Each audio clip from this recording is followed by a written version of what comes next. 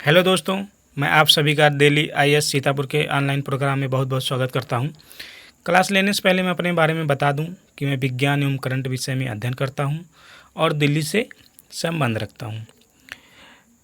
मेरी सारी तैयारी दृष्टि आईएएस के विकास दिव्यकीर्ति सर के मार्गदर्शन में हुई है। आज से मैं आप सभी के लिए जीव विज्ञान विषय शुरू करने जा रहा हूं, जो कि विज्ञान की एक शाखा है और एग्ज़ाम की दृष्टि से बहुत ही महत्वपूर्ण है। तो आइए हम जीव विज्ञान की शुरुआत करते हैं। पहला टॉपिक जीव विज्ञान की शाखाएं एवं उपशाखाओं से संबंधित है। तो अगर हम बात करें विज्ञान की, तो विज्ञान को मेनली दो भागों में बांटा गया है। एक होता है प्राकृतिक विज्ञान, दूसरा होता है सामाजिक विज्ञान। अब सामाजिक विज्ञान के अंतर्गत हम लोग समाज से संबंधित अध्ययन करते हैं, जो कि हमें यहाँ पे नहीं पढ़ना है। लेकिन प्राकृतिक विज्ञान के अंतर्गत हम फिजिकल साइंस और दूसरा है लाइफ या बायोलॉजिकल साइंस के बारे में अध्ययन करते हैं। तो हमारा जो विषय है वो है बायोलॉजिकल साइंस, यानी कि जीव विज्ञान से संबंधित है। हमें फिजिकल साइंस नहीं पढ़ना है। और जीव विज्ञान के भी कई शाखाएं और उपशाखाएं होती हैं, जो कि आज का हमारा वही टॉपिक होगा। टॉपिक को शुरू करने से पहले अगर हम जीव विज्ञान की परिभाषा जान लें, तो जीव विज्ञान विज्ञान की वह शाखा है जिसके अंतर्गत समस्त सजीवों अर्थात जीवधारियों का विस्तृत अध्ययन किया जाता है। यहाँ पे शब्द आया है सजीव अर्थात जीवधारी। तो सजीवों अर्थात जीवधारियों का संबंध है कि पृथ्वी पर सभी प्रकार की पाई जाने वाली वनस्पतियाँ एवं सभी जंतु वो सजीव या जीवधारी के अंतर्गत आते हैं, यानी कि जिसमें जीवन है वो सभी क्या कहलाते हैं? जीव कहलाते हैं। अगर हम बात करें जीव विज्ञान शब्द का सर्वप्रथम प्रयोग किसने किया, तो 1801 में लैमार्क और ट्रेवीरेनस द्वारा किया गया। लैमार्क जो हो फ्रांस के रहने वाले थे और ट्रेवीरेनस जर्मनी के।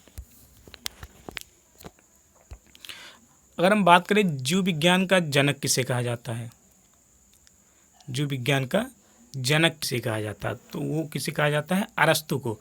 अरस्तु को जीव विज्ञान का जनक इसलिए कहा जाता है क्योंकि इन्होंने जीव विज्ञान को विज्ञान की एक शाखा के रूप में स्थापित किया था। अगर हम जंतु विज्ञान के जनक के बारे में बात करें तो वो भी अरस्तु ही है। इनकी एक पुस्तक है हिस्टोरिया एनिमिलिया, जिसमें इन्होंने लगभग 500 जंतुओं का वर्णन किया है। वनस्पति विज्ञान, तो वनस्पति विज्ञान के जनक कौन है? थियोफ्रेस्टस। इनकी एक पुस्तक है हिस्टोरिया प्लांटेरम। अब हम शुरुआत करते हैं आज का हमारा जो मेन टॉपिक है, जीव विज्ञान की शाखाएं एवं उपशाखाएं, जो कि एग्जाम की दृष्टि से बहुत ही महत्वपूर्ण है। अगर हम पहली शाखा की बात करें तो वो है जंतु विज्ञान। तो जंतु विज्ञान यानी कि जूलॉजी, तो इसके अंतर्गत हम विभिन्न प्रकार के जीवित एवं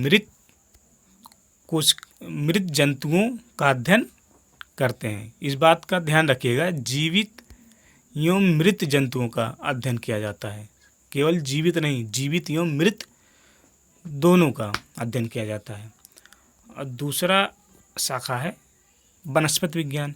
तो वनस्पति विज्ञान के अंतर्गत हम पादप एवं उनके क्रियाकलापों का अध्ययन करते हैं। अब पादप मतलब पेड़ पौधों से संबंधित अध्ययन करते हैं और उनके क्रियाकलापों का भी अध्ययन करते हैं।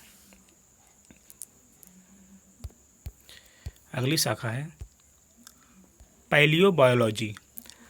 पैलियोबायोलॉजी का हिंदी मतलब है जीवाश्मिकी, यानी कि इसके अंतर्गत हम जीवों के जीवाश्मों का अध्ययन करते हैं।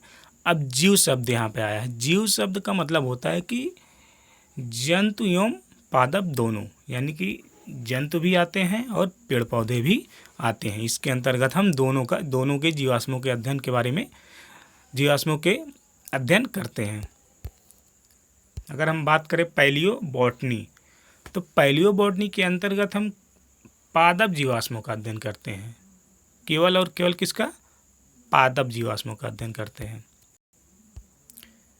पारिस्थितिकी विज्ञान, पारिस्थितिकी विज्ञान मतलब इकोलॉजी, यानी कि सजीवों पर उनके चारों ओर के पर्यावरण के प्रभाव का अध्ययन किया जाता है। अगला है आनुवांशिकी यानी कि जेनेटिक्स। इसके अंतर्गत जीवों के आनुवांशिक लक्षणों तथा इनकी वंशागति का अध्ययन किया जाता है।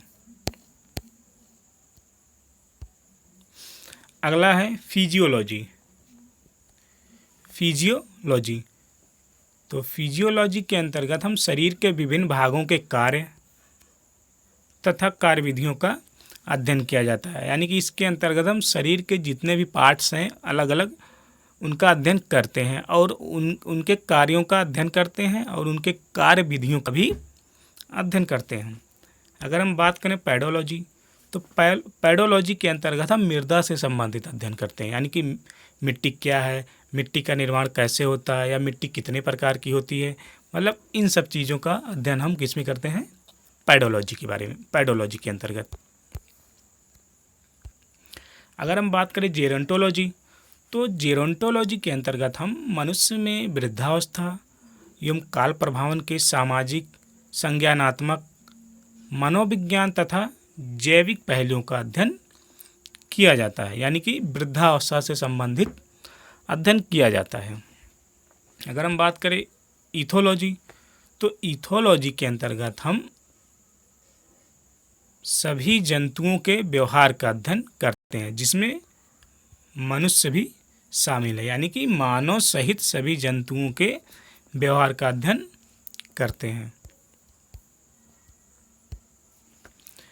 अगला शाखा है बायोनिक्स। बायोनिक्स तो बायोनिक्स के अंतर्गत हम जैविक जगत के गुणों, सिद्धांतों के प्रयोग द्वारा आधुनिक उपकरणों, अभियांत्रिकी तरंगों का निर्माण करना, इसके बारे में अध्ययन करते हैं। अगला है बायोनोमिक्स। बायोनोमिक्स तो इसके अंतर्गत हम जीवधारियों का उनके वातावरण के साथ संबंध का अध्ययन करते हैं। जीवधारियों का उनके जो वातावरण है उनके साथ जो संबंध होता है उनके बारे में अध्ययन करते हैं। मायोलॉजी तो मायोलॉजी के अंतर्गत हम मनुष्य की पेशियों का अध्ययन करते हैं। मैमोलॉजी, मैमोलॉजी के अंतर्गत हम स्तनधारी जंतुओं का अध्ययन करते हैं। स्तनधारी जंतुओं का मतलब हो जो सीधे तौर पर बच्चे पैदा करते हैं।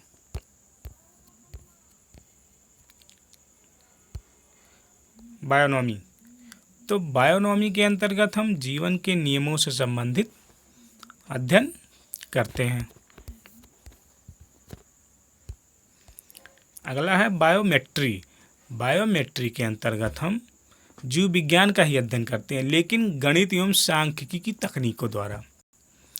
गणित एवं सांख्यिकी तकनीकों के द्वारा हम जीव विज्ञान का अध्ययन करते हैं। फ्रोनोलॉजी अगली शाखा है फ्रोनोलॉजी। तो फ्रोनोलॉजी के अंतर्गत हम मस्तिष्क के विभिन्न भागों की क्रियाशीलता तथा विक्षिप्तता का अध्ययन करते हैं। जैसे कि मस्तिष्क के जितने भी भाग हैं उनकी क्रियाशीलता, एक्टिवनेस और विक्षिप्तता, मतलब कुछ कह सकते हैं कि कमियों का अध्ययन और उन अंगों की कुछ कमियों या उनकी और अंगों की क्रियाशीलता के बारे में अध्ययन करते हैं। एंथोलॉजी, एंथोलॉजी के अंतर्गत हम फूलों का अध्ययन करते हैं। अगली शाखा है एग्रेस्टोलॉजी। एग्रेस्टोलॉजी के अंतर्गत हम घास से संबंधित अध्ययन करते हैं। घास से संबंधित अध्ययन करते हैं।